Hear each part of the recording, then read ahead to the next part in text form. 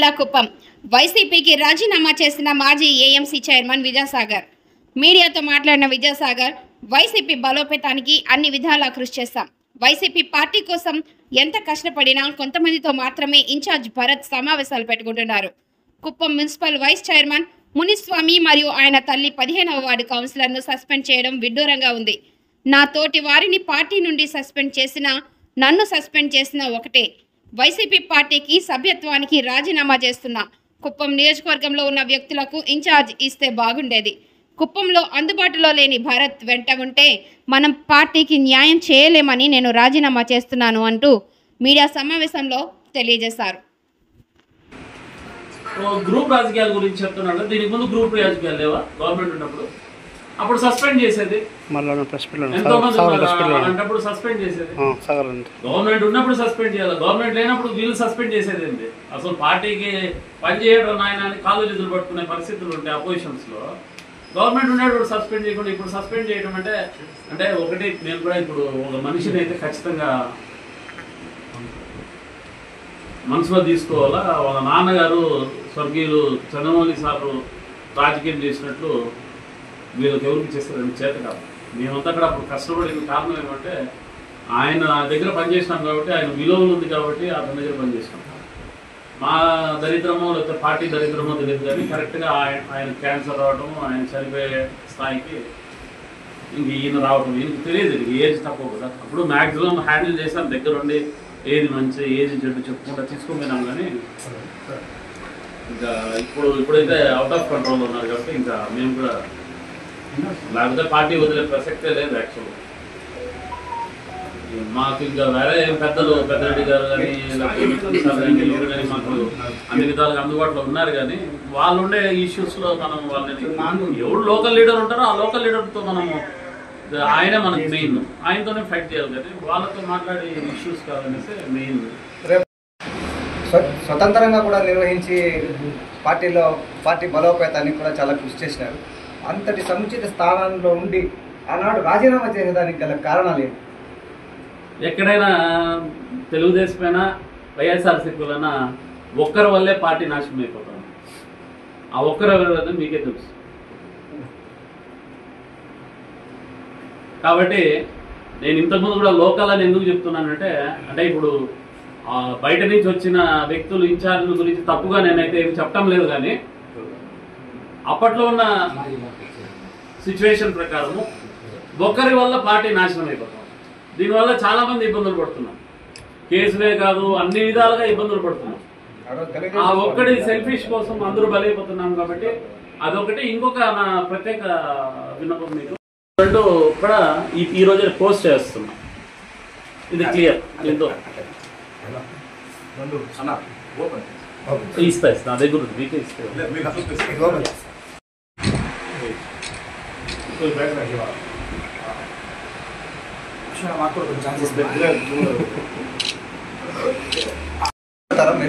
ఇప్పుడు వచ్చిన పరిస్థితుల ప్రకారం నేనైతే రాజీనామా చేస్తాను స్ట్రైట్ అవే. నేను అదే చెప్తున్నా కదా శివ, ఏ పార్టీకైనా పోవచ్చు, మీ సొంత నిర్ణయం ఇది. అందరినీ టీడీపీలో ఉన్న బయట పెత్తనమే వైకాపా కార్యకర్తలను కాపాడుకొని పోవటం, పార్టీ బలోపేతం చేసేదే మా పని తప్ప మేము వేరే అన్యత వేరే ఏది మేము వేరే దాంట్లో ఇన్వాల్వ్ అవుతాం.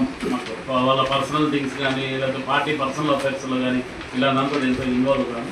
ఏ పార్టీలో పనిచేసినా క్లియర్గా ఆ పార్టీకి పనిచేస్తాం. కాబట్టి ఈవెన్ జేఎన్ శ్రీనివాస్ ఉన్నా కూడా నాకు కాల్ చేయడం జరిగింది, మాట్లాడడం జరిగింది. చూద్దాం. నాకు ఇంకా చాలా మంది ఉన్నారు. ఇప్పుడు నేనే ఫస్ట్ అక్కడక్కడ వైఎస్ఆర్సీపీలో ఫస్ట్ స్టెప్, టీడీపీ నుంచి కాలు పెట్టింది వైఎస్ఆర్సీపీలో నేనే ఫస్ట్ లీడర్. ఇప్పుడు కూడా ఇక్కడ సస్పెన్షన్లు ఇవి డ్రామాలు జరుగుతున్నాయి. కానీ రాజీనామా ఇచ్చి పార్టీ వద్దని బయట పోవటం ఫస్ట్ క్యాండిడేట్ నేను ఈరోజు కూడా. కాబట్టి ఖచ్చితంగా ఏ పార్టీ మనకు వాల్యూ ఇస్తుంది అనుకుంటే ఆ పార్టీలో పనిచేస్తాం. ఎవరికి భయపడటం కానీ లేదా కేసులకు భయపడటం కానీ అట్లాంటివన్నీ ఏం లేవు. లీడర్షిప్ ఎవరైతే ఉండి ఏ పార్టీ అయినా లోకల్ లీడర్షిప్ ఉండి మేము వెన్న ఉంటామనే నాయకులతోనే ప్రయాణించండి. ఏ పార్టీ అయినా ఇక్కడ ఏ పార్టీలో పనిచేయాలనేది ఎథిక్స్ పెట్టుకునేసి డ్యామేజ్ అయ్యేదానికంటే ఏ పార్టీలో పనిచేసినా లోకల్ లీడర్షిప్ ఉండి మనల్ని కాపాడతారు అనే నాయకులతో పనిచేయటము, ట్రావెల్ చేయడం బెస్ట్ అనేసి నా డెఫినెట్గా ఇప్పటివరకు ఒక లీడర్షిప్ లీడ్ చేసిన వ్యక్తులు మేము. ఏ పార్టీకి అవసరమైతే ఆ పార్టీ నిర్ణయాలు బట్టి ఆ పార్టీలో ఉండే మా సముచిత స్థానం చూసుకుంటూ ఖచ్చితంగా ఎప్పుడు పబ్లిక్లోనే ఉండాలనుకుంటా ఉన్నాం. కాబట్టి ఇది రాజకీయ సన్యాసం అయితే కాదు. ప్రాపర్ రాజకీయాలు చేయలేకపోతున్నామనే ఒక బాధతోనే బయటకు పోవడం జరుగుతూ ఉంది. కానీ ఇప్పుడేమో కొత్తగా గవర్నమెంట్ వచ్చింది, గవర్నమెంట్లో వెళ్ళిపోతే పనులు చేసుకుంటామనే వ్యక్తి అయితే నేనైతే కాదు. నేను 2017లోనే చంద్రబాబు నాయుడు గారు సీఎంగా ఉన్నప్పుడే పార్టీ రాజీనామా చేసి నేను వైఎస్ఆర్సీపీలో పార్టీలో వచ్చిన. అందరికీ తెలిసి వచ్చిన తర్వాత ఈ కుప్పంలో నేను స్టేట్లో లేకపోతే డిస్ట్రిక్ట్ దాని గురించి నేను పనికిరాని మాటలు మాట్లాడదలుచుకోలేదు. కుప్పంలో మేము అంటూ ఒక గుర్తింపు తెప్పించాము. పార్టీలో కష్టపడతాము, ఎలా కష్టపడతాం హానెస్ట్గా అనేది మాత్రం క్లియర్గా ప్రూవ్ చేసుకున్నాం. కాబట్టి ఖచ్చితంగా మేము ఏ పార్టీ మాకు కరెక్ట్ అనిపిస్తుందో ఆ పార్టీలో నిర్ణయం తీసుకొని ఇంకా అందరితో లేదు, ఇంకా అలాంటివి ఏమీ లేవు. గతంలో పంపించేయటము మరి విచిత్రంగా ఉంది. ఇది కనీసం ఏం జరిగిందని అడగకుండా కూడా ఎక్స్ప్లెనేషన్స్ తీసుకోకుండా అతను సస్పెండ్ చేసేది. దాని సారాంశంగా నేను కూడా మున్స్వామితో చాలా వరకు ట్రావెల్ చేసి జరగడం జరిగింది. అన్ని ఉన్న పార్టీస్ 2 పార్టీస్లో కూడా చాలా వరకు మేమిద్దరు కలిసి జర్నీ చేసింది అయింది. సో ఇలాంటి తరుణంలో వాళ్ళు సస్పెండ్ చేసినా నన్ను సస్పెండ్ చేసినా ఒకటే అనే భావంతో నాకు వీళ్ళేం సస్పెండ్ చేసేది నేనే పార్టీ నుంచి వైదొలిగేస్తాము అనేసి నిర్ణయం తీసుకొని నిన్న కొందరు నా సహచరులతో మాట్లాడడం జరిగింది. వాళ్ళు కూడా కరెక్ట్ నిర్ణయం తీసుకుంటున్నారు అని చెప్పారు. సో ఈరోజు పార్టీ అధ్యక్షులు శ్రీ వైఎస్ జగన్మోహన్ రెడ్డి గారికి అలాగే శ్రీ భువన కరుణాకర్ రెడ్డి గారికి నా రిసిగ్నేషన్ లెటర్స్ నేను పార్టీ సభ్యత్వం కానీ ఇంకా పలు దీంతో ఉన్నాను కాబట్టి రెస్పెక్టెడ్గా వాళ్ళకు పంపించడం జరుగుతుంది. ఇవే కాకుండా పార్టీలో ఏ పార్టీలో పనిచేసినా నా వరకు నాతో ఉన్న అందరూ హానెస్ట్గా పనిచేశారు. ఈవెన్ కేసులు తెచ్చుకోవడం కూడా జరిగింది.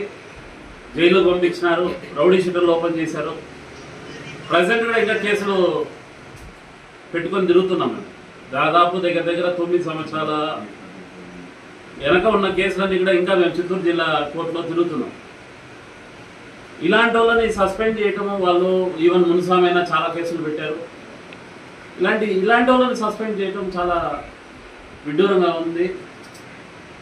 సేమ్ టైము మా వరకు కార్యకర్తలు ఎప్పుడు మమ్మల్ని ఏ రోజు మాకు ఫోన్ చేసినా ఇమీడియట్గా వాళ్ళ కష్టాలు కానీ ఏమైనా ఉంటే ఇమీడియట్గా అందుబాటులో ఉండే వ్యక్తులుగా మేము కుప్పంలోనే ఉన్నాం. కుప్పం వదిలేసి ఎక్కడా పోవటం లేదు. అలాగే ఇచ్చిన బాధ్యతలు ఏమైతే ఇచ్చారో మార్కెటింగ్ కమిటీ చైర్మన్ కానీ లేదా మున్స్వామికి ఇచ్చిన వైస్ చైర్మన్స్ కానీ ఎక్కడ మేము ఎలాంటి తప్పిదాలు చేయకుండా ఎలాంటి ఇష్యూస్ లేకుండా ఊర్లో వదిలేసి బయట పోకుండా ముఖ్యంగా కుప్పంలోనే ఉంటూ మాకు అందుబాటులో ఎవరైతే కార్యకర్తలు మా గురించి మా దగ్గరకు వచ్చి మాట్లాడతారో వాళ్ళకు వీలైనంతవరకు హెల్ప్ చేసేటట్టు జరుగుతుంది. కానీ ఎప్పుడు ఊరు వదిలేసి బయట ఉండటం మాత్రం లేదు. అంటే లోకలైట్స్ ఎవరైనా ఇన్ఛార్జెస్గా అవైలబిలిటీలో ఉండే వాళ్ళు పెట్టింటే అసలు ఈ పరిస్థితి ఉండదేమో అనిపిస్తూ ఉంది నాకు.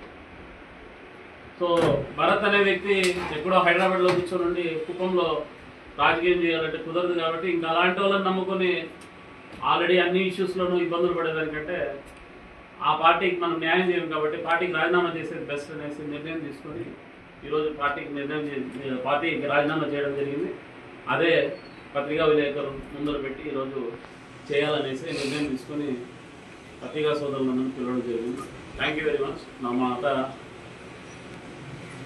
విన్నపించి వచ్చినందుకు చాలా థ్యాంక్స్ చెప్తున్నా అందరూ.